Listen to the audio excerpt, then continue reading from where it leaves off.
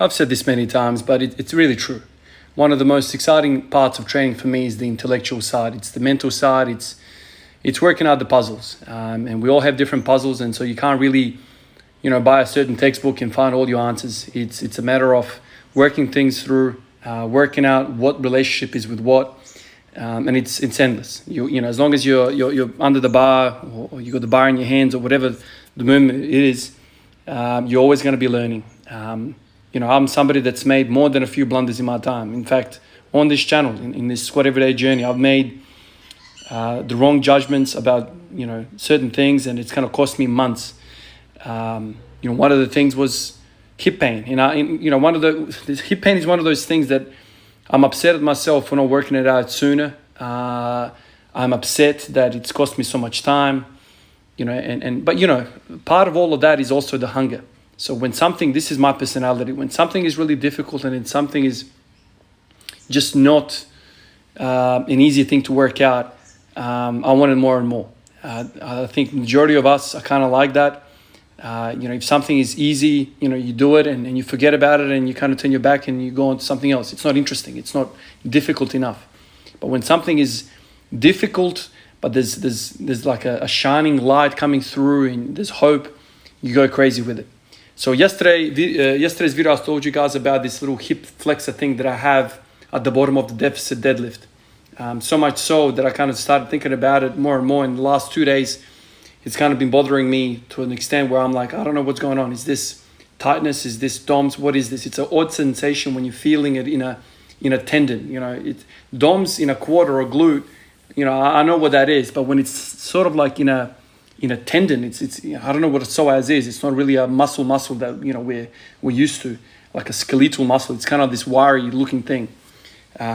So one of you guys, like I was thinking about it a lot last night, and I was talking to a lot of you guys, and one of you guys said, why don't you go back to hip thrusts?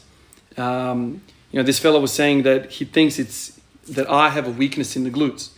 And he brought up that time at the gym, probably a few months ago now, where I went into that hip thrusting machine and I couldn't believe the effect. I couldn't believe how weak I was. And I told you guys about another fellow that I was talking to at the gym who has the same squat as me, a 200 kilo, 210 kilo squat, yet he can max out the whole machine, pull like 4 or 5 plates on, and yet I was struggling with 1 plate. And so he kind of referenced that time in my training, and I thought, yeah, you're probably right. I probably do have weak glutes. So I went to hip thrust. You already saw the video there. Man, I spent like an hour messing around with the hip thrust, man. Every time I try hip thrust, man, it pisses me off because it's so damn uncomfortable, man. The bar kills you. And at the top of the movement, where you want a posteriorly pelvic tilt, when you want that posterior pelvic tilt, i.e. full glute contraction, I can't because I'm in pain because the bar is literally sitting right where I don't want it, like on the bone. And I've tried moving it up into the abdomen, lower into the upper thighs. I just can't get comfortable, and it's not the same as the machine. And so anyway, I started thinking about this problem. Okay, I want to hit my glutes. Maybe activating the glutes is going to kind of make my hip flexors feel a little bit better. And the reason for that is because they're opposites. It's a push and pull type thing with them. Antagonist, agonist. The glutes oppose the hip flexors and the hip flexors oppose the glutes. So agonist-antagonist relationship.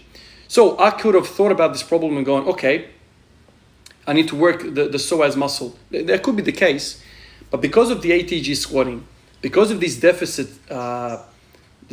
pulls, I feel that I've overworked these hip flexors. On top of all of that, I've also introduced those reverse Nordics, which I haven't done today or yesterday. What are those? Very heavy on the hip flexors. You're extending the hell out of them, and then you contracted them right at the end range. The rectus femoris gets a thumping. So I decided to give deficit pulls a rest today, and I decided to give, again, the reverse Nordics a rest today. And so now I'm thinking more, let's try and hit the glutes a bit more. Squatting yesterday felt really well for me. Squatting ATG. So that's quite a lot of glutes. Anyway, so I'm thinking about all of this stuff. I didn't like how the hip thrusts felt, and I thought, okay, why don't I take the hip thrusts, the image of me doing hip thrusts on the horizontal plane, and I pick my body up and I flick it up upside, like to the side, and I put it upright. The same ankle, knee, and hip position. What does that look like? To me, that looks like a quarter squat. Now, it's not exactly the same, But I'm thinking to myself, the angles are kind of similar, a quarter squat and a hip thrust, although the strength curves are vastly different, I understand. And I remember the time when I first introduced myself to pin squats, I was like, God damn, this is smashing my glutes. So I was like, screw it, let's go back to the pin squats. And so today I worked up to 240 kilos, very heavy, very high pin squats, and I worked with 3 sets of 10. And what do you know? Glutes lit up. Now, I don't know whether it's because also the hip thrust did something, pre-fatigued myself. I got to the pin squats and it was like really, really obvious. But what I was trying to work with this motion is, okay, so if we think about anterior pelvic tilt, something that I have, what do you want to happen? As a standing human body, you want the glutes to contract and you want the hip flexors to open up. Okay, so how do I train that? You can do hip thrusts and things of that nature, but as I said, I don't like how that feels. Okay, when you stand there, like if you're standing right now and you contract your glutes, okay, that feels like a lot of glute. So why don't I put a quarter of a ton on my back and challenge that last bit of contraction on the glutes? It's a pin squat. So you kind of stretch out the glutes ever so slightly, and then you come back up and you really contract the glutes against that bar, right? Because that bar wants to sit your ass down, right? And you are reversing that motion. Anyway, so I did a whole bunch of heavy weight, and you guys know what I think about pin squats, and you know how much I love it, and you know my best period of my freaking training life was when I implemented these guys. The reason why I went away from it, it's a well-known kind of thing I spoke about.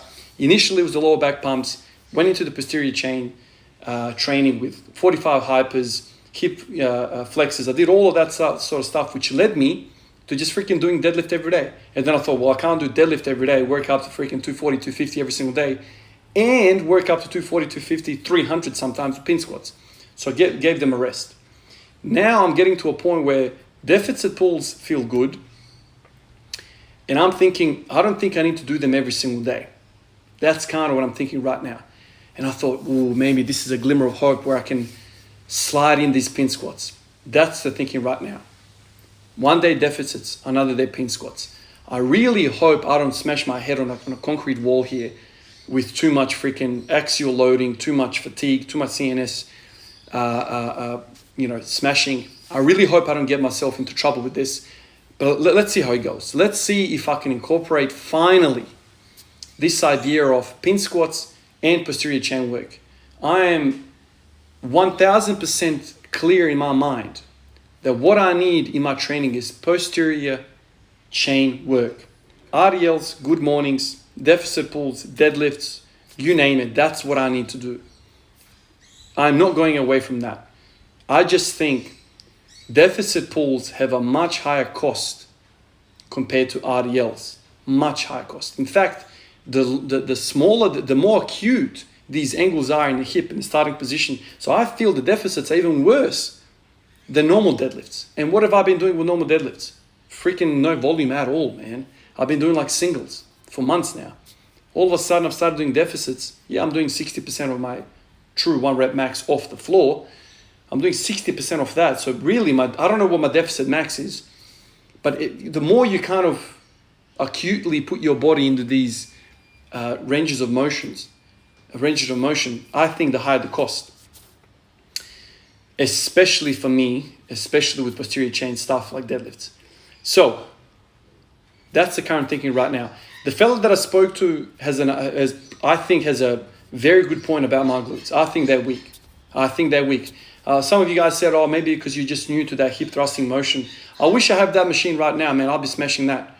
Because that literally is just an insane feeling in the glutes, like unreal. And I probably have weak glutes. I mean, I've made a hypothesis a while back that my posterior chain is weak and it's holding me back. The King Kong of posterior chain is the freaking glutes, man. So, the symptoms are there. So probably the head guy in charge is not doing very well. So let's see if I can address, this glute weakness with pin squats. When I was doing pin squats, I had ideas of what was going on. But maybe maybe there's more to it. I initially started doing pin squats for my quads. And by the way, today I felt my quads as well. This is on a back off. Yesterday, doing 3 sets of 105 or 170 kilo squats. So I'm thinking to myself, this might be too much, but let's see how it goes. I've got a few more days off before I head back to work. So let's see how it pans out. Maybe I can work something out. But as I'm sitting right now, I've got sore glutes. Like I've got that DOMZ kind of warm feeling in my glutes. I wish I had that machine. I think the fella that I spoke to is correct. You can't go wrong. The stronger the glutes you have, you're not going to go wrong, man. You're not going to go wrong. Especially somebody like me. If you're somebody that has an anterior pelvic tilt, man, if you spend 99% of your training just training the glutes, you are going to have more carryover to every single movement than any other exercise. That's where I'm standing right now. Working up to 240 kilo pin squats every single day, like for 3 sets of 10. I think I did 3 sets of 10 today, if I'm not mistaken. That's a lot of freaking work, man. But it's very, very small range of motion. And automatically I'm thinking about Paul Anderson and, what originally got me excited about partial range of motion training. I'm thinking about, remember the movement like 3, 4, 5 years ago, like every man and their dog were doing rack pulls. Some were doing above the knee. I don't know how good that is, but rack pulls kind of like at the upper third of the shin. Range of motion, training that like small range of motion used to be a thing, man. I remember, Ricky Boogs. He was loading that thing up to 1,000 pounds, bending the bar like a noodle.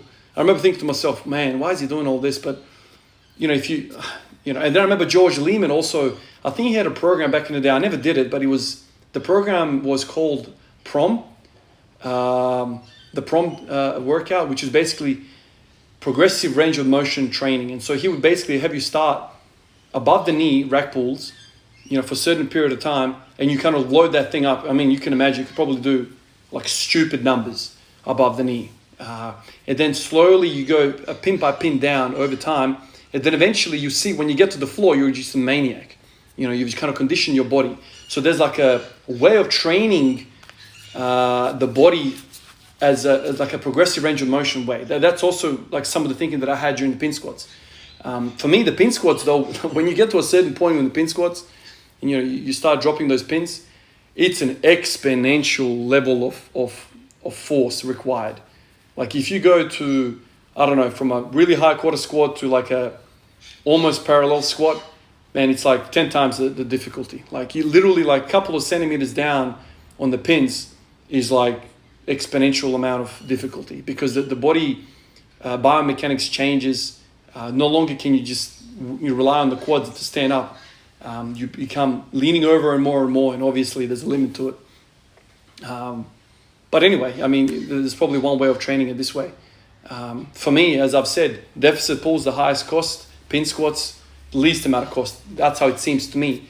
The more my spine leans over, the more my spine kind of goes towards horizontal, the higher the cost. You guys know how much I've been squatting. Squatting to me is fine, like I can recover from that. But you have me do like a set of 10 deadlifts, I don't know, at 60%, man, tomorrow, the following day, I'm going to be screwed. So it's interesting now. I'm thinking about it. I'm like, okay, so I've got super range of motion with deficit deadlifts. And then I'm kind of marrying this up with like next to no range of motion with pin squats. I'm thinking to myself, why don't I just go back to freaking RDLs? Because that's exactly what RDLs were doing for me. The trouble with RDLs is that it was really poor carryover to deadlifting, I felt. Because by the time I got to the floor, I was like, okay, so what do I do with this first 4 or 5 centimeters? Like, I haven't been training this. And for me, it's the hardest point of the damn lift. And I've just trained, I've done all of this exercise, all of this training for something that I'm really good at. So it's kind of like a bizarre thing to wrap your head around. Anyway, my mind just keeps on racing by. And the more I kind of talk to you guys, the more ideas I get. I haven't had a chance to run through all the comments. Maybe I'll have some time tonight to run through all the comments from yesterday's video, but some really good discussions about this, why the hip flexors and the quads kind of communicate with each other. The more I want to put my quads into the deadlift, the more I feel my hip flexors. Maybe I've just smashed my hip flexors too much, man. Reverse Nordics, deficit deadlifts, maybe it's too much. Maybe I need to level it out with some glutes. That rings true to me. That makes sense to me. Today as well, as you guys can see, I went back to the bro lifting bicep curl. So once again, I did supersetting bench press and biceps. Today I upped the weight on the bench press. So I did 110 kilos for 5 sets of 5. It's feeling good now. It's feeling good to me. I'm enjoying these kind of lighter days. Well, this is supposed to be a lighter day. I ended up doing pin squats. So I don't know if I'm going to get in trouble with this, but every time I do bench press, I take it easy on the squats, take it easy on the deadlifts. So it's kind of an easier day, but today was kind of a bit of an experimentation day. I did a whole bunch of pin squats. But anyway, like I said to you guys, bench press for me is like rest. You're laying on the bench, man. Like automatically, I just want to yawn. I'm a funny guy like that. I don't mind. Like this is the thing. I don't mind bench press, but it's far away from like my favorite things to do. And I have short arms, man. This is the thing. Like out of all the lifts, I'm probably built best for bench pressing. It's just I don't care much about it. This 110 moves all right. Like I've been doing a fair bit of benching recently, and it looks like it's carrying over quite well. It's just I'm not that excited about it. It's funny how that is, isn't it? Yesterday, this morning I woke up and I went on the Patreon and I saw a whole bunch of more names. Fellas, man, I don't know what to say anymore. Since I've started putting in like these names on the screen, thanking everyone for the support, more and more guys have kind of recognized that I actually have a Patreon account and are stepping forward, supporting me. And I'm saying to my wife, man, I never thought this like there's people out there like I don't know what to say anymore, man. Like these videos for me are a pleasure to make. I'm talking about something that I'm passionate about. It's an absolute joy to make these videos. It's an absolute joy to talk to you guys. I always felt appreciated because you guys are watching me, commenting and giving me suggestions and all of that. So I always kind of felt grateful for that. But the last few days, seeing everyone kind of take it an extra step further with the Patreon account, man, that's incredible, man. It's an incredible feeling to know that you're appreciated. I'm a nurse, man, so I feel good about what I do, in the world. People say thank you when you help them out, and it's a good feeling. But this is a different thing. I'm talking about something that I'm generally passionate about. So a couple more names I want to mention here. So I think Colton Miller, stopped yesterday with Colton Miller. Next one is I am Senpai. Lewis Ball, is also a very good lifter. You check him out. He's a very, very strong fella. Lewis Ball, Royd Quaid, I'm butchering this, Quaid, Kamil Ogrek, Bisma Bakai, Tim N, Carl Henrik Svensson, Roberto M, Tom Sangster, Blas, Casper Van Heerden. Fellas, appreciate it. I really, really appreciate it. I almost feel like I freaking won the lotto, man. I'm making videos about something that I love to do, and I've found other people that love to do the same thing, and these same people are supporting me to do the thing that I love. Jesus Christ, man. Absolutely amazing. Absolutely amazing to think that I found my little spot in life, something that I enjoy to do, and I found my people, and you guys are my people. When I talk to guys that are not into this kind of world of training, and I say to people, I spend most of my time replying to comments on YouTube, and people go, why do you reply to comments on YouTube? You don't have to do that. It's like, it's not that I don't have to do that, it's I want to do that. These people are my people, man. Like, they're talking barbell lifts, man, talking squats, deadlifts. I love to do this, man. Like, what do you mean? Like, I want to be surrounded by people like this. So it's a special community. It's a special vibe. I'm freaking blessed, man. Thank you, guys. I'll catch you guys in the next one. Peace out.